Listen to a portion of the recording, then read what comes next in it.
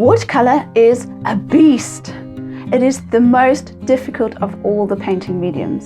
Those beautiful pans of bright, enticing colors actually harbor a personality that is fussy, temperamental, and downright wayward.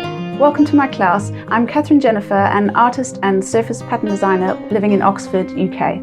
I've loved painting since I was at school, but the truth is I've avoided watercolor painting my entire life. When I was at university, I wanted to be a proper painter, so I focused on oil on canvas. After university, I moved on to working in water mixable oils and then later acrylics. To my mind, watercolor was boring, dull, and difficult, and every time I tried, it failed hopelessly.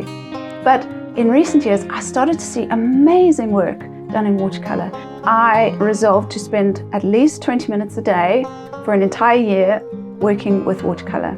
And what I discovered was that I had to throw out everything I'd learned about oils and acrylics and start from scratch.